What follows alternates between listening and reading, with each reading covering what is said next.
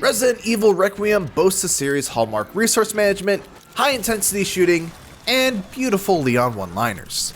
Let me guess. You must be the town lumberjack. It also features a split campaign where you play part of the story as Grace, an FBI analyst untested in the field, and rugged veteran Leon S. Kennedy. Fittingly, their playstyles are very different and require different tips to avoid making mistakes with either of them. Here are the biggest mistakes to avoid in Resident Evil Requiem, first for Grace, and then for Leon.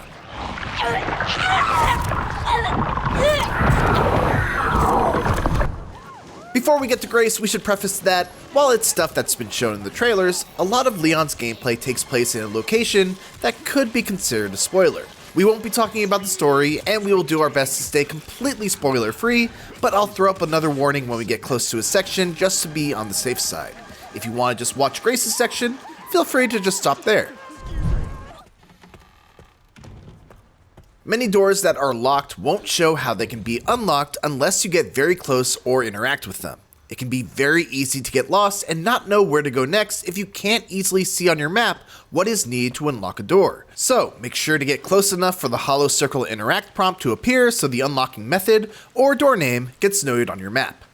Speaking of doors, you can nudge them open to peek through and see if enemies are close by. You can also close doors by facing them and pressing the interact button, even if no prompt appears.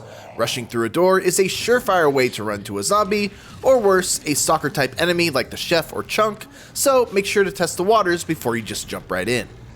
Unless they're light sensitive zombies like the girl that hunts Grace in the beginning, zombies can enter well lit safe rooms such as the central hall and rooms with typewriters in them. They'll usually leave immediately after, but they will reach through the door and attack you if you're close enough. Make sure to step far enough into the room to avoid getting grabbed. A big mistake that a lot of new Resident Evil players make is treating every zombie like a thing that must be killed right then and there the first time you come across it.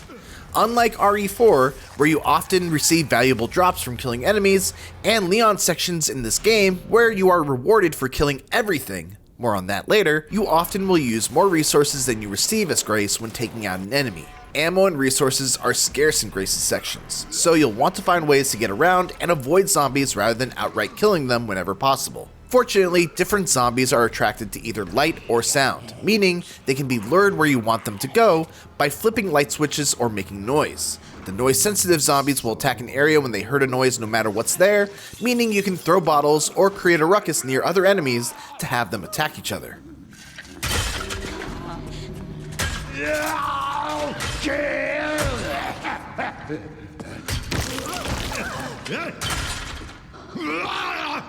Always think about where and why you're shooting a zombie. You'll want to either hit them in the head or the legs. Hitting them in the head does more damage, but the legs are easier to target and can stagger them, meaning you can shove them over and run past them, or have an easier time popping off a few more headshots, or injecting them with an instant killing hemolytic injector. Or you can knock them down and then just keep slashing at them with your knife. Zombies' heads and legs are also more vascular, meaning areas with higher blood flow, and will increase the amount of infected blood that you can harvest from them after their death. Do not waste Requiem bullets. This gun is extremely powerful, has rare ammo, and can one-shot almost any regular zombie. It also pierces through zombies, meaning you can hit everyone in a line. Generally, you'll want to save these bullets for bosses or stalker enemies, but if you're in a tight spot and you need to use a Requiem bullet on normal zombies, make sure you take your time luring them into an area to line them up, and then blow them all away at once. A huge part of Requiem, especially during the Grace sections, is inventory management, and we have a few tips to help you out there. First, you can retrieve your makeshift knives after using them to break free of a zombie grapple, but you have to kill the zombie you stab first.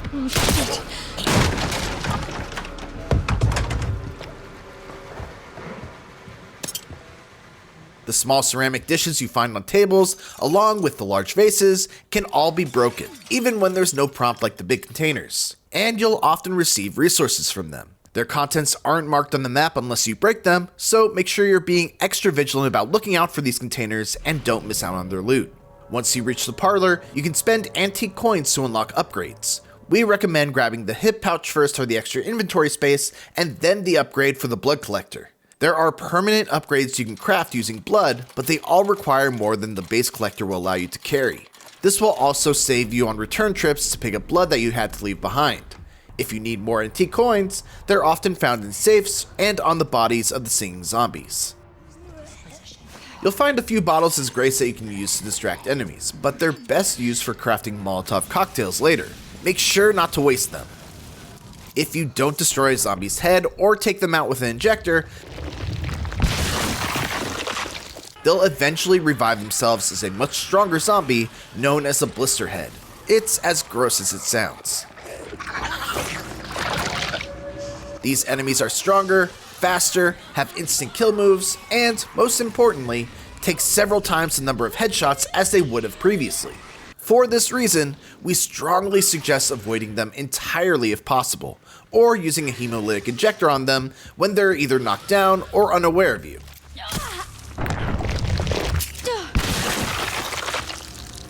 In a pinch, a single Requiem shot to the head should work too, and is much less resource intensive than using regular pistols. Oh, what the fuck? Here's that aforementioned spoiler warning we were talking about, because we're about to cover Leon. It can be hard to switch out of the limited resource mindset from playing as Grace, but Leon's hatchet will never break. It will only get dull. Resharpen it every time you have a moment to spare, as it costs nothing other than a few seconds of time you won't always have with enemies bearing down on you. Inflicting a finishing blow in melee with Leon's hatchet usually either destroys or severs the enemy's head, which will prevent them from getting back up. In high traffic areas, it's worth making sure that zombies can't reanimate, so opt for the melee finisher when you can by shooting the legs or the head and approaching the enemy for the finisher prompt. This also goes for stealth finishers.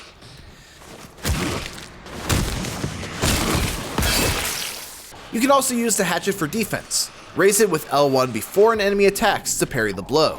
This works on more attacks than you might think, including bosses and even regular zombie grabs. If you press L1 at the very last moment, Leon will perform a perfect parry that stuns the enemy and leaves them open to a melee follow-up attack. Another mistake that's easy to make in Requiem is just autopiloting and not thinking about the order in which you take down enemies. Always take out the zombies carrying weapons first. Not only are they more dangerous than the others, but you can press the interact button to throw whatever they drop at other enemies, usually scoring an instant kill, or at least a knockdown that you can follow up with a finisher. This is also a great way to save on ammo.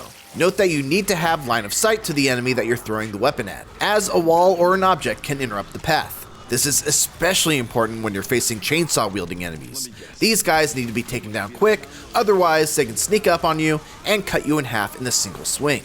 Not to mention, once you do bring them down, you'll be able to take their chainsaw and wield it as your own weapon. Just, make sure that you wait until it stops spinning before trying to pick it up. Once you reach the second location with Leon, you'll unlock the ability to buy, sell, and upgrade weapons at his supply box. The currency that you receive for killing enemies and finding these post-apocalyptic Fitbits, apparently, is called credits. And it's what you use for every purchase and upgrade other than equipping charms that you gain from other means. While upgrading a weapon will go a long way to making it more lethal and efficient, if you end up replacing it with something better later on and selling that weapon, you won't earn the extra credits back. You'll just receive the amount for selling the base item. You can, however, buy the weapon back for the same price, and all the upgrades that you already spent on it will come with it. So there's no recouping the upgrade costs, but if you need a few more credits to buy something now, and then return to buy the weapon you sold later, you always have that option. Now that we're done here, you're a complete expert, right? If you have any other tips for fellow RE enjoyers, make sure to leave them in the comments below. And for everything else gaming, you're already in the right place, IGN.